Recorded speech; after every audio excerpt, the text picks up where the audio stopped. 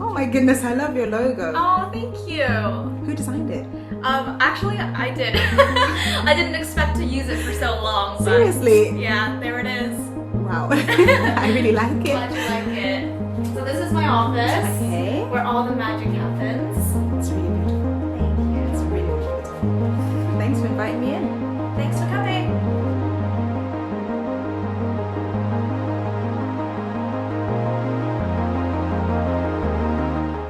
Hi everyone and welcome to the Ray Cochrane YouTube channel. We're back again with another interview, another success story. And today I am joined by the wonderful Melody Yuan. Hi, Tabitha. Really nice to meet you. I'm really happy to be here. Amazing. Thank you so much for joining me for this interview. I'm so excited to discover more about your story and share it with the world. Amazing. Yeah? So, first things first, how did you come up with the name Skin Cupid? Well, when I started Skin Cupid, I really wanted it to be a platform where people can discover different skincare and makeup products that would suit their skin concerns in particular. So, which is why it's like skin, and Cupid is where you match people with the right products. Yes. Great concept. It's a really good concept. It's one of those names that actually catches your attention. Maybe something about the name Cupid is like catching. Yeah. Yeah, I have to say I went through many iterations. I probably spent way too long coming up with the name, but it's I really like it in the end. It's really catchy, isn't it? Yeah, it is. It was worth it. It was worth spending that time on. So what makes Korean skincare so good? Why did you choose to specialize in it and sell Korean skincare products? Yeah, so I've been a huge fan of Korean skincare and using it for the past, 8+ years. Yes. And really, I actually had a lot of skin problems. My skin is acne prone, Really? combination to oily. Did not know that. Oh my gosh, it was actually one of my biggest insecurities growing up. And to the point where I had so much acne on my forehead, I put bangs to cover them up. Yeah. And I tried a lot of like Western skincare to try and get rid of the problem, but it was either too harsh on my skin and actually made me break out more. Yeah. It just didn't really work well. And then I was watching like these K-dramas and K-pop idols. I'm like, how do they get that kind of skin? Yeah, where do they get it from? Like, where is it genetics? Like, I'm sure genetics plays a part. Yeah. But that's when I fell into the world of Korean skincare. I was like, what is this? And after experimenting it really made a difference to my skin. Wow.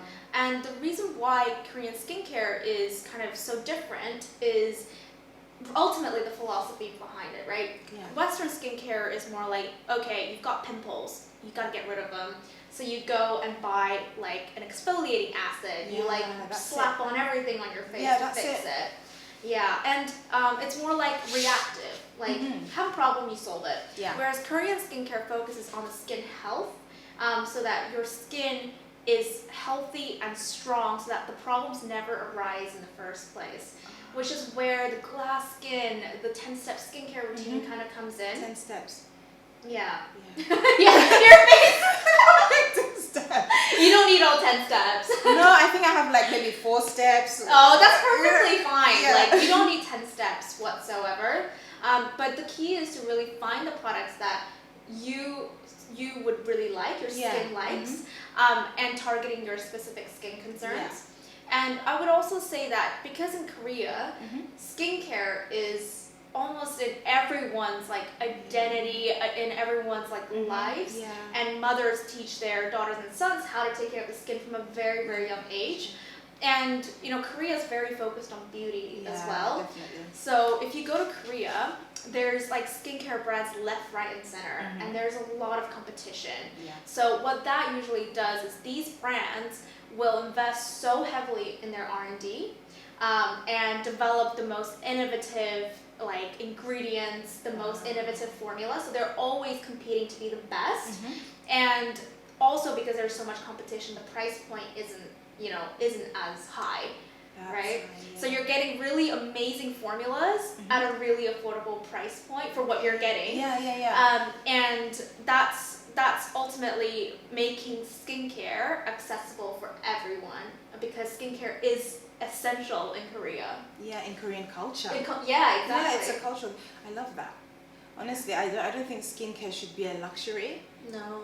Yeah. Even if it's just a sunscreen and Yeah. moisturizer, like, you know, it's just something to keep you feeling good about your skin. Yeah, exactly. Thank you so much for sharing that. I've learned, and maybe I will get a 10-step skincare routine as well. Yeah, I would definitely say the 10-step skincare routine is a lifestyle choice. It's not a necessity for a skincare routine. There's definitely some extra steps, you know, for that pamper night here and there. So like a 4-step or 6-step maybe skincare 5 routine. or 6. Yeah, that's totally fine. Yeah. Did you have any business experience before you started? I personally didn't have any business experience, so this is my first venture. It started off as a passion project because I never really saw it as, okay, I'm going to start a business now. But it was really born out of passion, and it's amazing kind of how far it's come. It's amazing, like that you've been able to build it to this level without any prior experience. Someone would think that you're a pro. Oh. Well, I wouldn't go that far, but I would say passion does take you a long way, and work ethic definitely as well. Just putting in the hours, doing what you love, doesn't feel like work. It's amazing. Like, that's what we want to hear. A passion taking you where you ultimately want to be. Yeah, absolutely. Okay, so did you plan for this level of success, or was it all a surprise to you? It was definitely a big surprise. Yeah. I think in the beginning, it started off, of course, very, very slow. Nobody knew us, nobody trusted us.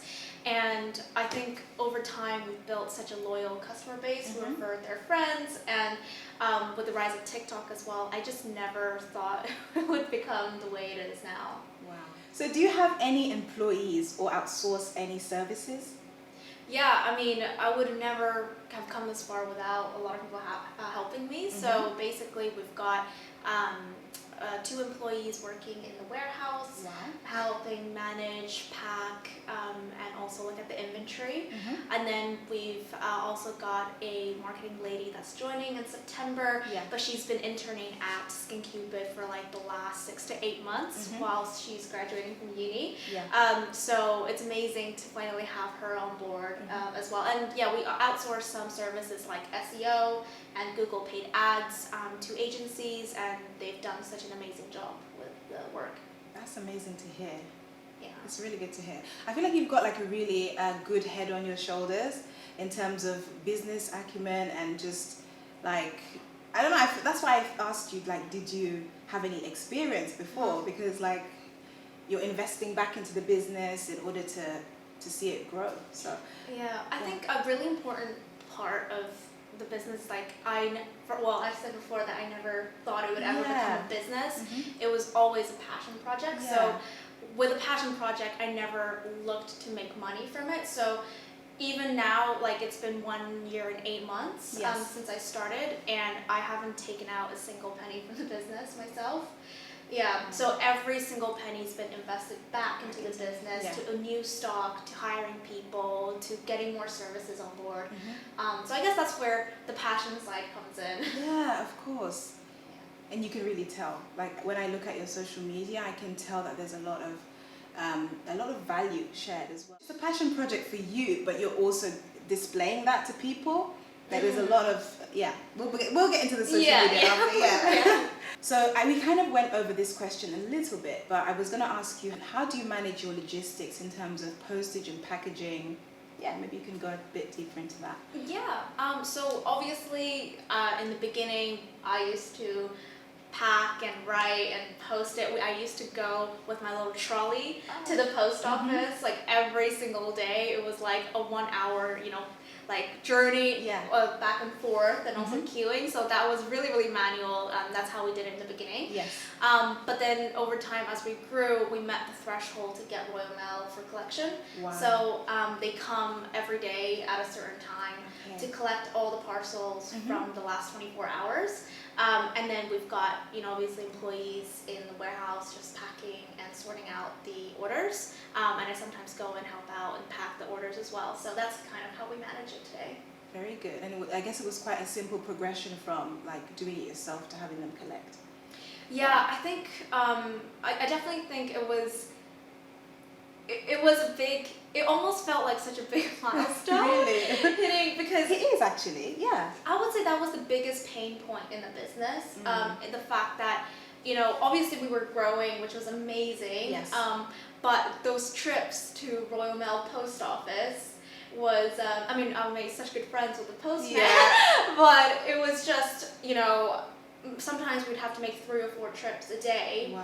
And it was just lugging all of those Very parcels. heavy, yeah. It took a lot of time out of the day, which, Mhm. you know, you could have worked on other initiatives instead.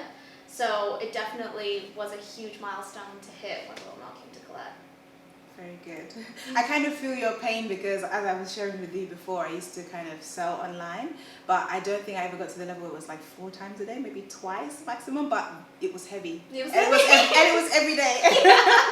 It's not just like a once a week thing, so yeah, that's really good. I think yeah. it's also when you're at the post office and there's Yeah. a big queue. Oh my goodness. And then the people behind you just give you those glares, like, Yeah. oh, she's gonna take ages, like. Do they still do the ticketing system? So they give you the receipt. Yeah, the number, and Yeah. then like the tracking number. Do you upload them as well to the Oh, order? so basically before Royal Mail came to collect, You had to do that. I never, we didn't have tracking. So Okay, we didn't have tracking for Royal Mail because that was too big of a cost for the It business. is expensive, yeah. But now everything is tracked. Yeah. So that gets uploaded directly when Royal Mail So comes in. convenient. Yeah, so there's a nice little portal that Royal Mail offers. So I have to say, it saved so much time. So much time. Yeah. Yeah, I understand. I have to say, like, I was passionate about the business, but I wasn't passionate about going to the post office. No. I don't think anybody is really. Okay, thank you so much for sharing of that. course. Okay, so on average, how much time do you spend on your business? Let's say in a week. Yeah. Wow, how long's a piece of string? There's like an infinite amount of things that you could be doing, right? Whether it's packing orders, managing social media, responding to queries. Like, Yeah. I have to say, like, whenever I have a spare second, even if like a Netflix show is loading, I'm literally messaging customers. So it's probably not the healthiest work-life balance, but yeah, 24/7. Yeah. Would you say that when you love what you do, like you wouldn't work a day, you're not working a day in your life, but do you feel like you're working? It depends what tasks It I'm depends. doing. Okay, yeah. Yeah, I mean, I definitely think, like, if you look at the broader picture when I'm talking to customers and I'm Mhm. shooting videos, like, Yeah. it's something that I love and I think it's great for the business. Mhm. But, you know, there's always going to be areas of the business that you don't enjoy doing as much, like accounting, your Yes. taxes, like sorting out damaged shipments. Like, Yeah. you know, these are things that you have to do, You but have to do. yeah, but you probably don't enjoy doing as much. Okay, yeah. So I think it's safe to say you spend quite a lot of time on the business, but you kind of work it around your schedule. So Yeah. that's perfect. So how did you know what to do when it came to business? Like the first steps to take, what to do next? How did you know? Yeah, that's a really good question, and I think I didn't in the beginning. Yeah. I was quite naive in the sense that I thought, okay, once I have these products, people are just gonna magically show up and like want to buy them because they're so good, right? And I didn't actually realize how much effort that you have to do in marketing. So actually Yeah. attracting the customers, having the trust of people. Trust is important. Yeah, and having them actually take their hard-earned money and putting it in your store, like Yes. that is a concept. I was like, wow, that's actually, would I give my money to a store that kind of just started, or I don't even know who this person is?